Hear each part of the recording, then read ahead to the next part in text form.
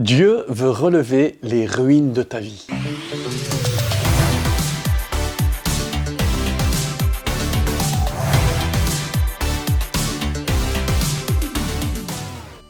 Dieu est le Dieu vraiment de la restauration. Partout dans la parole de Dieu, nous voyons que lorsque l'homme a connu des drames, des chutes, des cassures, des brisures, à chaque fois Dieu est venu à restaurer l'homme dans son état originel et même il a ajouté une valeur après sa chute. Je crois que quel que soit ce que tu as pu vivre, que ce soit sur le plan familial, sur le plan personnel, peut-être même sur le plan de la santé, c'est terrible de voir des bien-aimés qui ont été accidentés, des accidentés de la route, etc.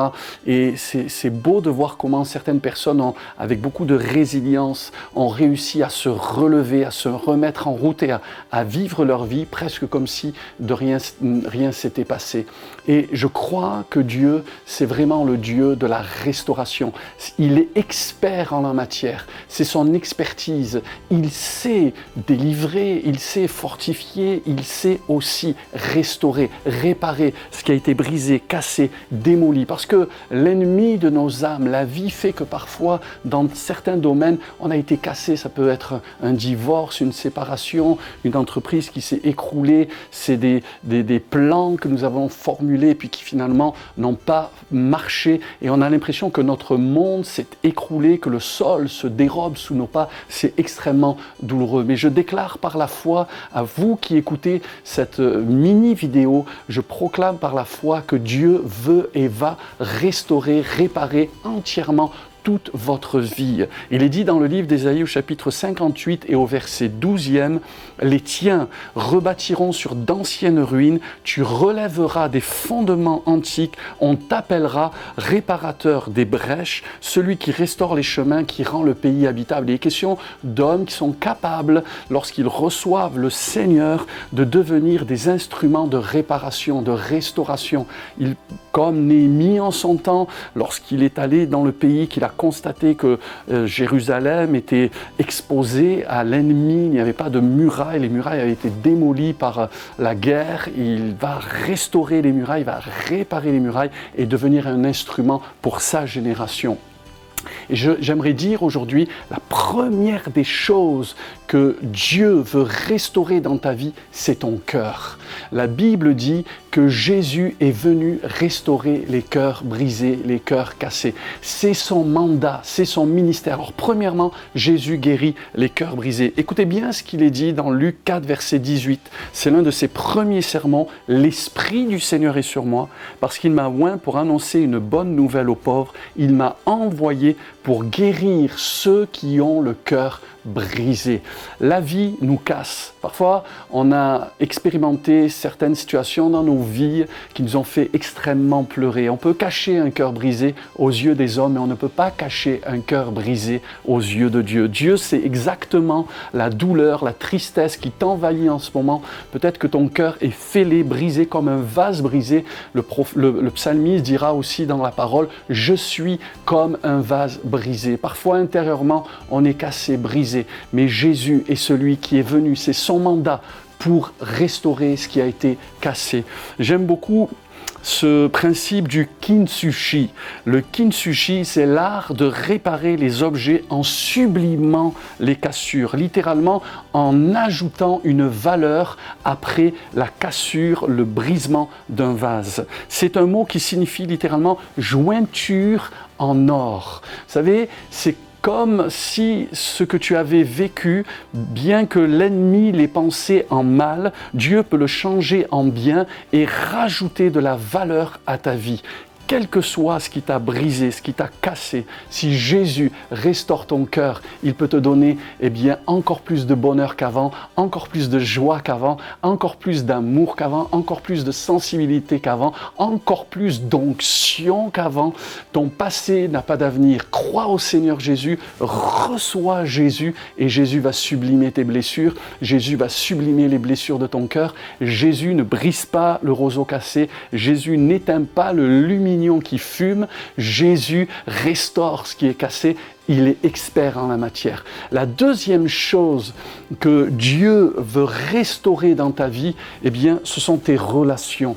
De la même manière qu'il est capable de restaurer un cœur brisé, Jésus est absolument capable de restaurer des relations brisées, cassées.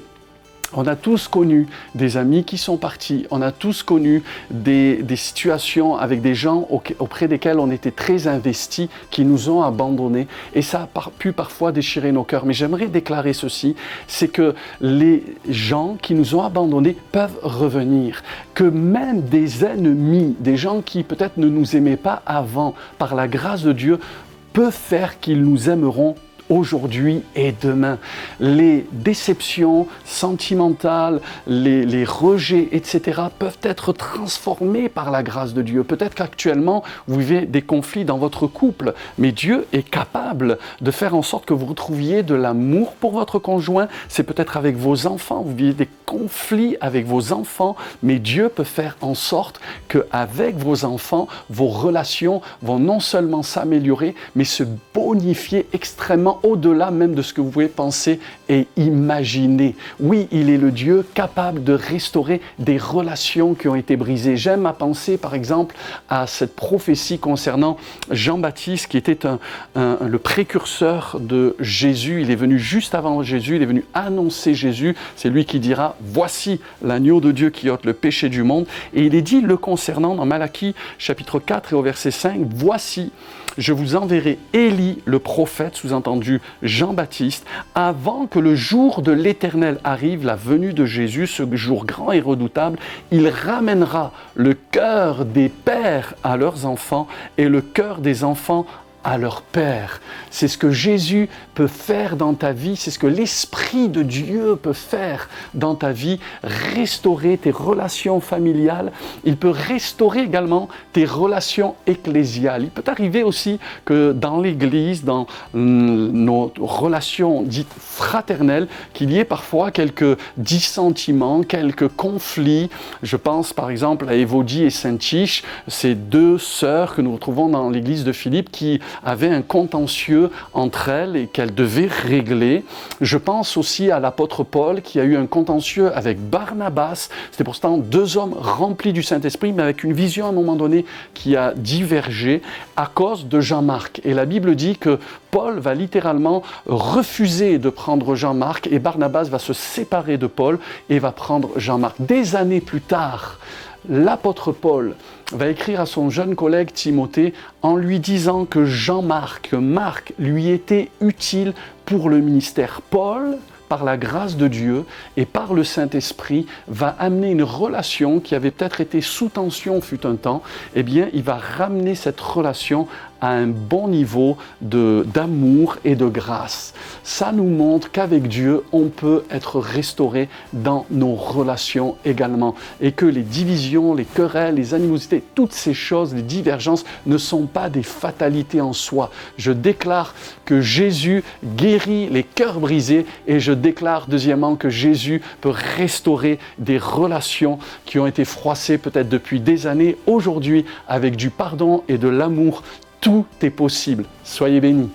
Merci d'avoir regardé cette vidéo. N'hésitez pas à liker, partager, commenter et à vous abonner à notre chaîne YouTube. Vous pouvez nous retrouver sur tous les réseaux, Insta, Facebook et sur le site de l'église Ciel Ouvert. À très bientôt.